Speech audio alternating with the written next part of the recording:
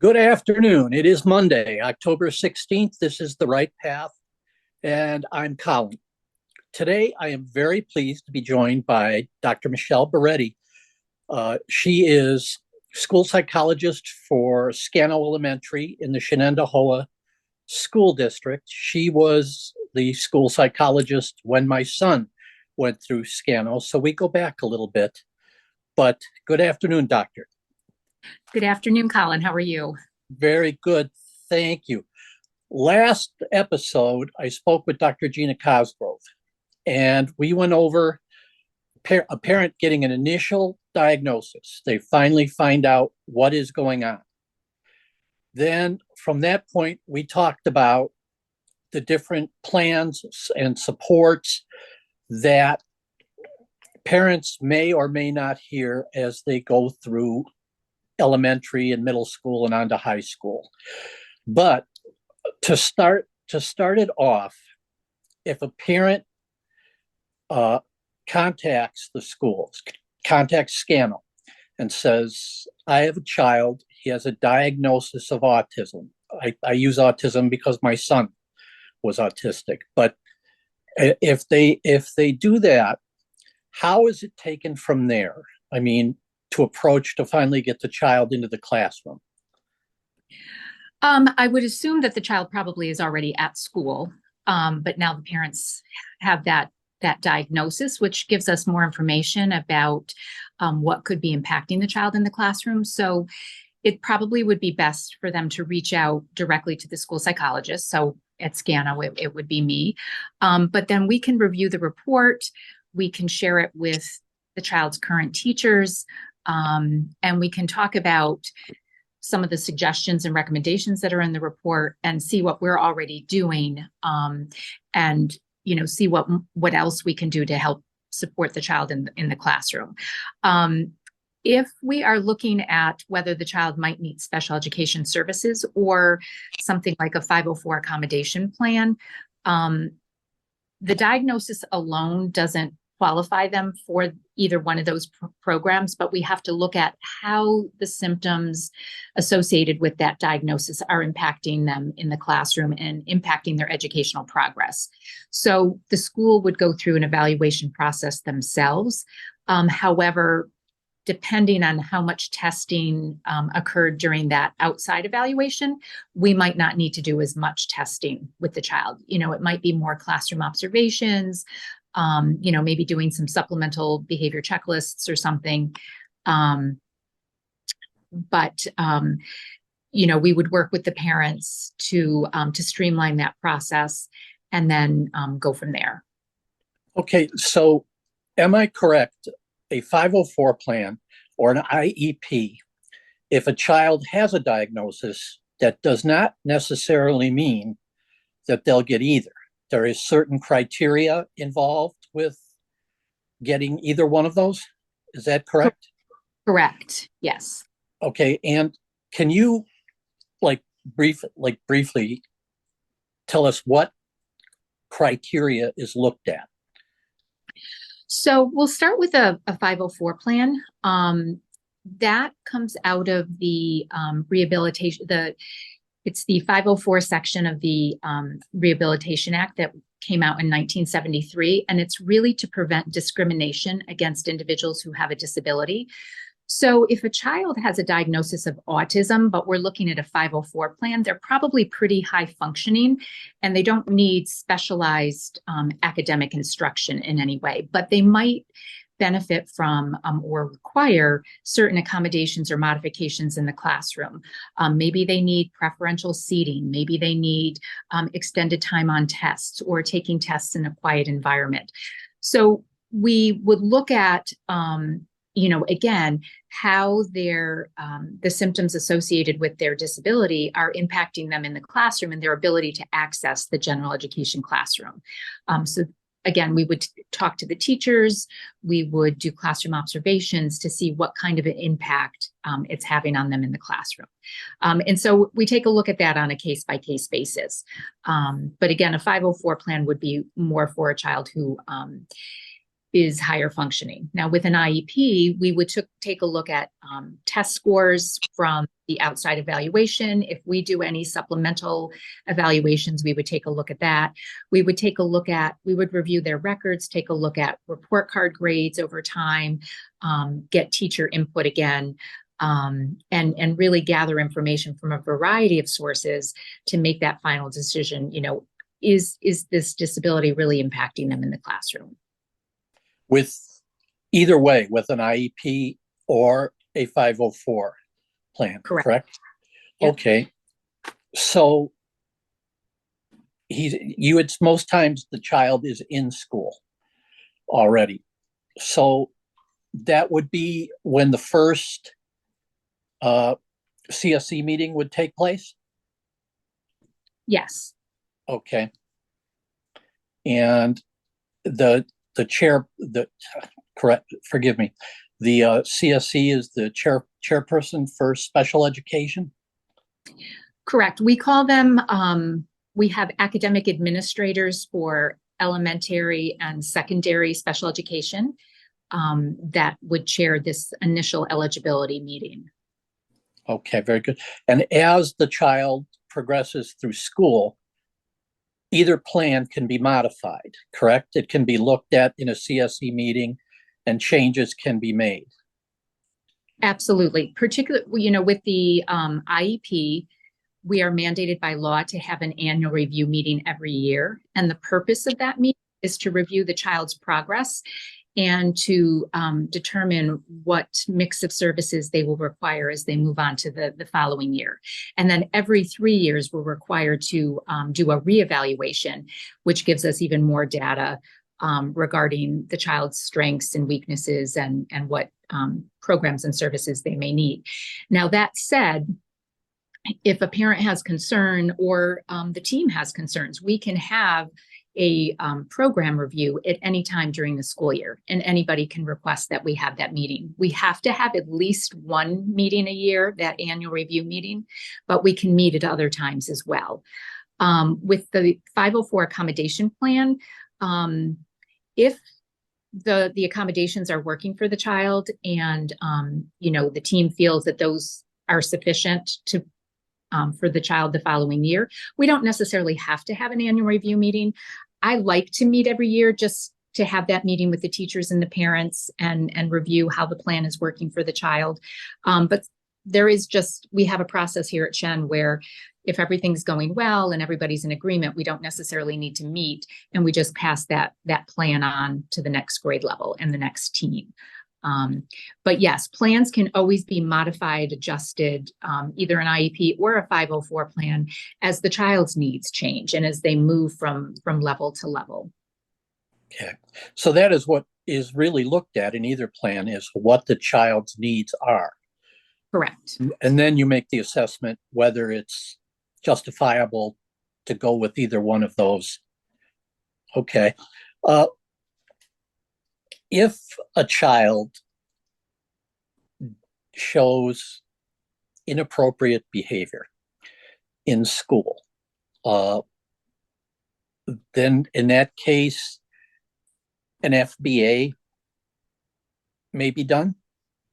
It can be. If this is relatively new behavior and the school really hasn't put in place a specific plan or interventions to try to address the behavior, then we would start with what we call a tier 2 behavior support plan. So it's not we haven't completed an FBA yet, but we recognize that there are some behavioral issues. We specify a couple of behavioral goals that we want the child to work on. And then in the plan, we would identify various preventative strategies that the team can use. And then we might have a specific positive reinforcement plan that is also put in place to help address the behavioral issues. If we have a behavior support plan in place for a period of time and the behavior is escalating and we really feel like we need more information to try to figure out why the child is demonstrating this behavior, then yes, we can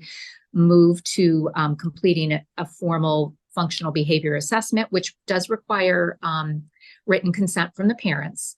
And then once the FBA is completed, if warranted, we would develop a specific behavior intervention plan. And then with that, the goals that are developed are actually on the IEP as well as the academic goals. Okay, so it's not necessarily that an FBA would be needed. Correct. We would want to put in some kind of structured behavioral support plan. But if we're finding that that's not working, then we would go to the FBA. Is socialization looked at in the IEP as far as how the child gets along with his peers? Absolutely. Under the present levels of performance in an IEP document, there is a section that takes a look at social development. So we do, in that section, we talk about how the child interacts with adults, how the child interacts with peers, what their strengths are in that area, what some of their needs are. If there's an area that they really need to work on, they may have a social goal on their IEP as well, and they might be getting some counseling or have some other kind of behavior support in place to address that. Under what circumstances is an IEE used? So that refers to an independent educational evaluation.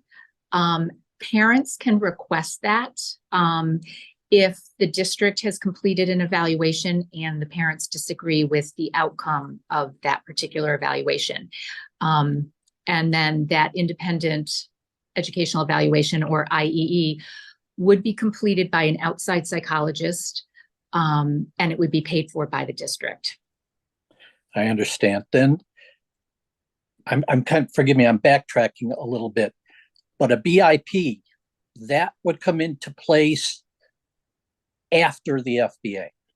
Correct. So the FBA is the actual evaluation process in terms of identifying a specific target behavior and then using multiple sources of data, direct observations, the use of ABC checklists to gather information about the target behavior, having parents and teachers complete behavior checklists, doing interviews with parents, teachers, the student, if the student is old enough to do that, and then putting all that information together and coming up with a hypothesis as to why the child might be demonstrating this particular behavior. And then the behavior intervention plan flows naturally from that FBA and is a way of addressing the target behavior. I see. Okay. I have been stressing throughout this whole series that parents should really educate themselves on, these things are going on. I can only speak for myself, but I can remember the CSE meetings that I attended for my son, and I was very confused with what was going on. So I really, I've stressed that parents really should. That's the whole purpose of this series, is that they can know, hey, this is what's going on. It's not something to be concerned about. It happens every day. But okay. Just in the IEP or even in an FBA, can coping skills be included?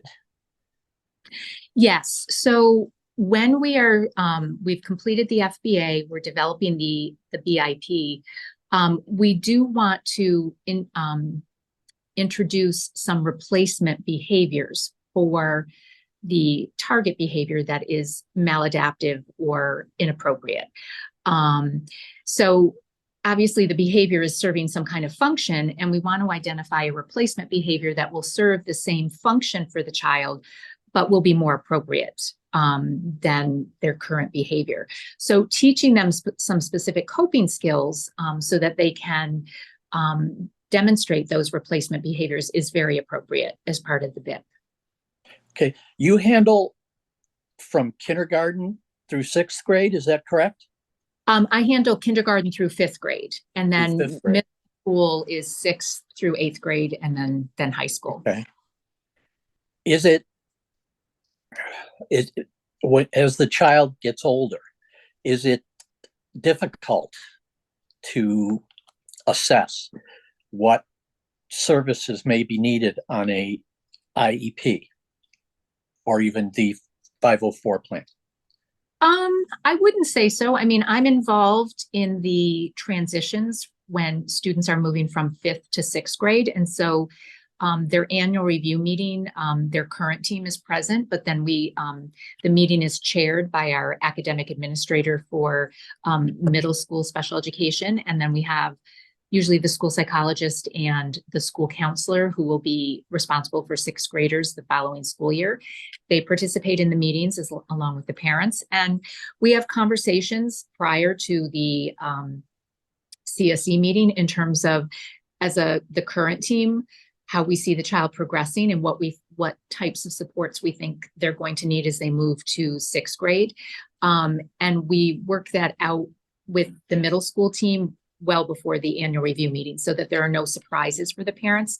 That's one of the things that is most important to me and to a lot of my colleagues is that parents definitely, they're mandated members of the CSE and they should be involved in their child's education as much as they can be. And we want them to have the opportunity to express their concerns and what they would like to see for their child and take their input into consideration. And we don't want them to be blindsided or surprised at the annual review meetings. We really should have had plenty of conversations ahead of time. Sometimes it happens, but we really try to prevent that as much as possible because that's not fair to anybody. And again, parents' input is very important. They know their child the best, and we want to give them the opportunity to share their knowledge about their child and give their input. Would you agree that if they understand more about the system at a CSC meeting, I mean, that's to their advantage if these things are brought up?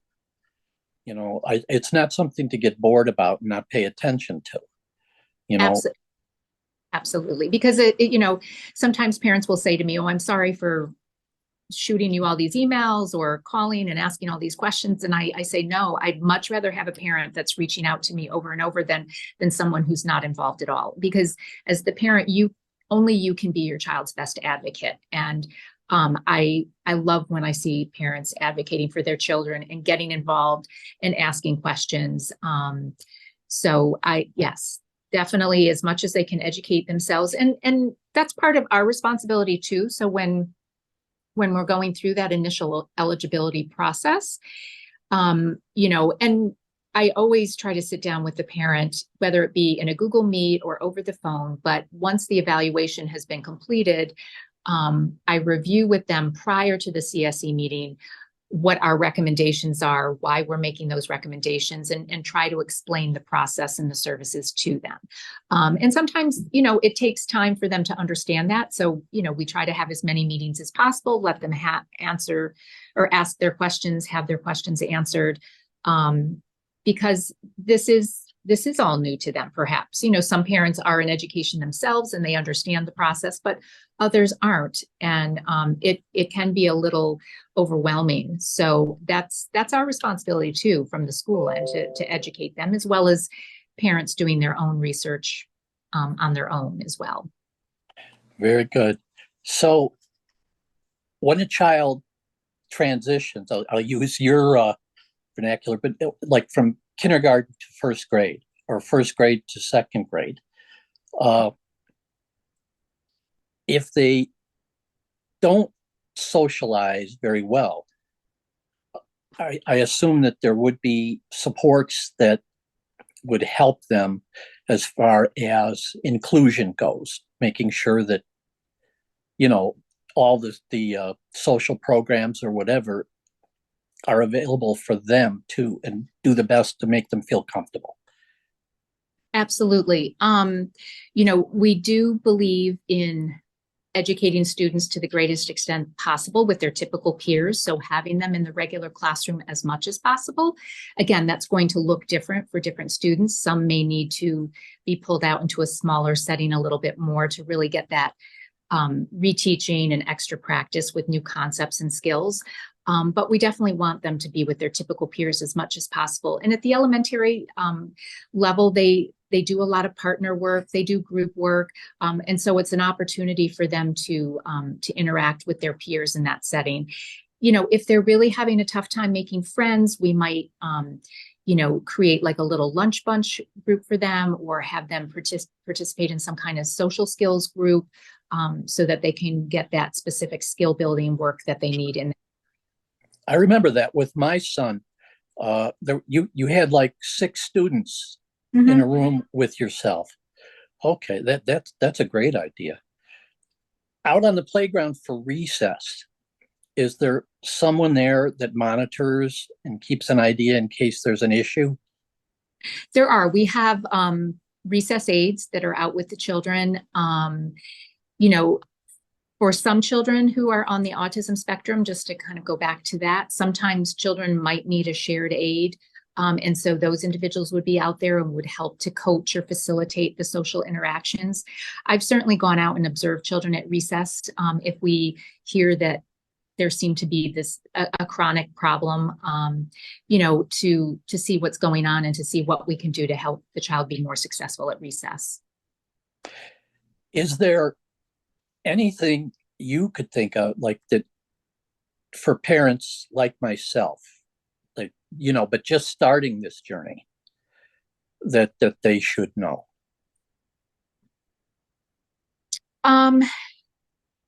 I think one of the things is just to know that you're not alone. I think it can be so overwhelming sometimes. You get this diagnosis, and there's a grieving process, because now you're finding out that your child isn't typical. They have these special needs, but they also have strengths. And so, really focusing on those strengths as well, and supporting them that way, and getting them out there into the community, getting them involved in different activities. But, reaching out, I think it's great that you're doing this program, Colin, because again, it's giving parents more information, but always encourage them to reach out to the school as well, because we are here to provide support and to educate them, and we can direct them to other resources in the community as well. Outstanding. Just want to see if there is anything else. Did I miss anything? Nope, I did not. Thank you very much, Dr. Boretti, for your time. I sure appreciate it. Absolutely. And, hopefully on the next episode, I'm actually going to be speaking with a special education teacher, so they can take us into the classroom and actually explain how these supports are put into practice. So that sounds great. Okay, until next time. I always say this at the end of every session. Always remember that if you have a special needs child, it's like owning a classic car. It takes a little bit more work, but a lot more love. Bye for now.